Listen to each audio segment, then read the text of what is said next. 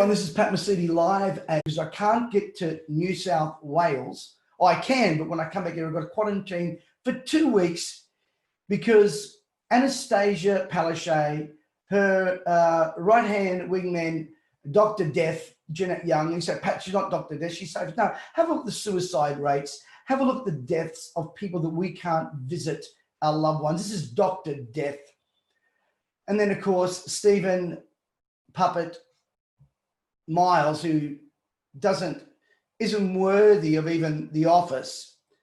And they're the nice things I've got to say. And I never wanted to be a person getting involved in politics. However, when I see wrong, I've got to speak. Those of you that know me say I would know that. And we are living under the control of a dictator who thinks we are fools. Let me just play you a couple of clips here. And here's what Anastasia Palaszczuk said about hospitals. Have a look at this. Have a listen to this. People living in New South Wales, they have New South Wales hospitals. In Queensland, we have Queensland hospitals for our people. Does your your Medicare card stop because you cross the border? Medicare, which funds almost 50 to 60% of all the medical expenses and hospitals all over Queensland and all over Australia, it's part of our federal medical system. Anastasia, listen to me. All of Australia funds these hospitals, they belong to Australians. You are causing a divide and you are causing a territorial war based on your political agenda. You are a dictator, a liar, and a despot. Let me tell you a few things about this woman as well before we get to some other facts. She doesn't like to take blame. It's not my fault. It's not my fault. No, it's not my fault. Have a look at this clip when the issue of the children visiting their father and the issue of the young lady who wanted to see her father before he died. Have a listen to what she said. Let me make it very clear. I don't make those decisions. I said to the Prime Minister I would refer it to the Chief Health Officer, and I did that. No, they're under. It's actually her decision. Under the Act, it's her decision. Now, leaders accept responsibility. These people are under your leadership, Anastasia. You can't have it one way and then another. The fish stinks from the head down. Let me tell you something, or it rots from the head down. Your government is reeking.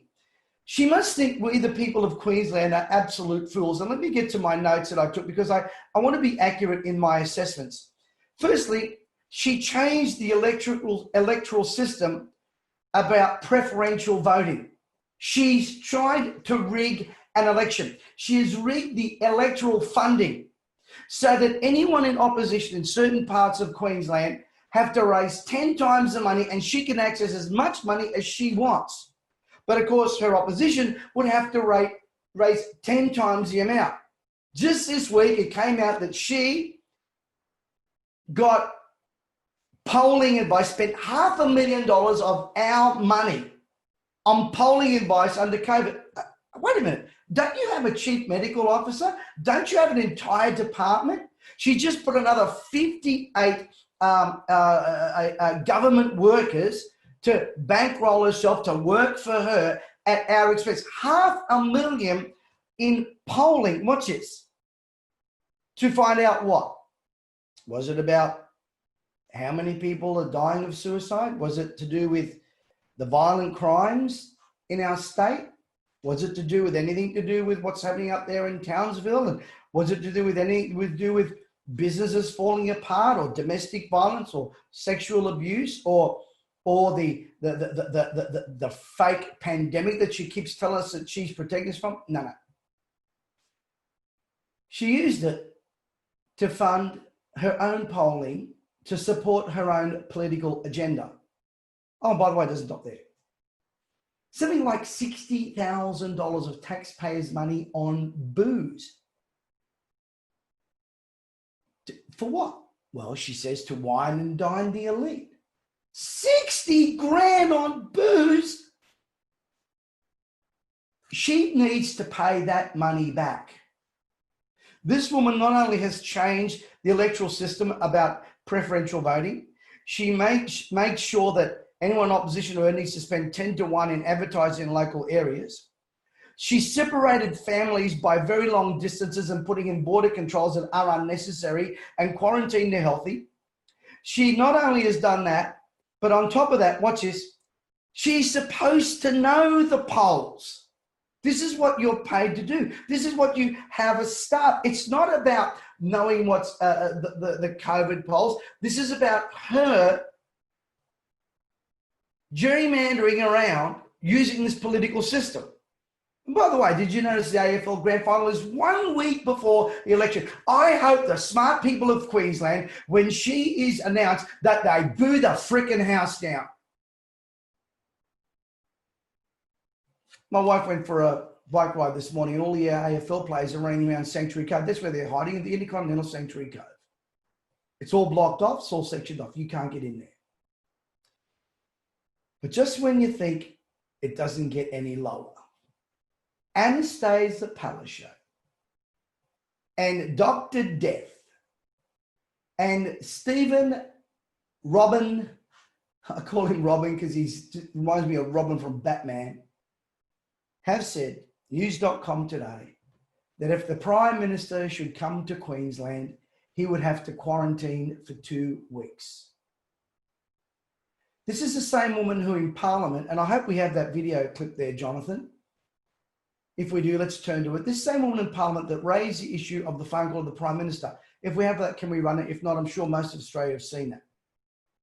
I will not be bullied, nor will I be intimidated. Order. By the Prime Minister of this country,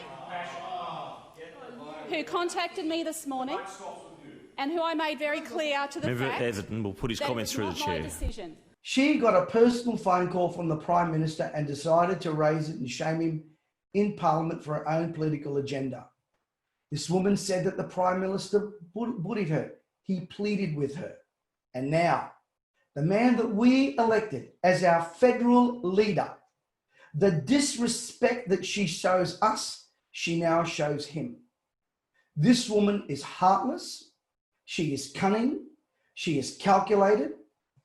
She doesn't deserve the office. She has death on her door. And by the way, let me just say this. Poor Jeanette Young, you're worried about your death threats. You've been putting us under death threats for months. What do you think you're doing with this COVID-19? You're threatening us with death. Any person that's in their right mind can see that. The fear of death, the dread. You have scared the elderly into a place where they think you're doing a good job. You scared the naive. But the $500,000 to pay for your marketing, the $60,000 on booze at our expense to wine and dine the elite because they're putting in more money. And of course you say that money is more important than family. And then you have the hide to say that you're here to protect lives. May I remind the good listeners of Queensland, Anastasia Palaszczuk passed the most evil abortion laws in this country. Read them up. You save lives, but little babies don't matter a month before they're born. You and Dr. Death have a lot to answer for. Now, in the next few days, I'm going to be encouraging people to turn up and support some local members who have got some moral conscience. Let me say to all my Christian friends out there and non-Christian friends and people of goodwill, some of our local members in the Southeast Quarter, Townsville, Cairns, need support. They need people to man up because this woman has made sure that they have to work 10 times harder to get the funding to get people to help. Please turn up. My pastor friends out there, you need to speak up. If I honestly, and I know this is not a threat, but it's a promise. If I hear any of my preacher friends going on about righteousness exalts a nation and you don't help your people and telling your people what to vote, I'm going to shut you down. Because faith without works is dead. Oh, Pat, we don't want to get political. Tell that to John the Baptist. Tell that to Paul the Apostle. Tell that to Jeremiah. It's time for people of goodwill, whether you're Christian, Jewish, Muslim, whatever, to get out there and let's send a message to these despots. This is our country. You're not going to hide behind fake modeling. You're not going to be hide under a fake virus that really is nothing but a political toy in your hands. We're not going to allow you to dishonor the Prime Minister, regardless of whether you believe in all his policies or not. You're blocking the Prime Minister. If you're doing that to him, what the heck, what chance have we got for any respect? Spending our dollars. Stephen Moss, $30,000 on your billboard with a great COVID plan. You don't have a COVID plan. You know what your COVID plan is? Quarantine the sick, separate the families, and let people that are hurting continue to commit suicide. That's your COVID plan. How come this polling doesn't reveal the amount of suicides, the real amount of deaths? Because they're not dying of COVID-19. Most people have died with COVID-19. Is there anything there about family, domestic violence, businesses that have been falling apart? Nah.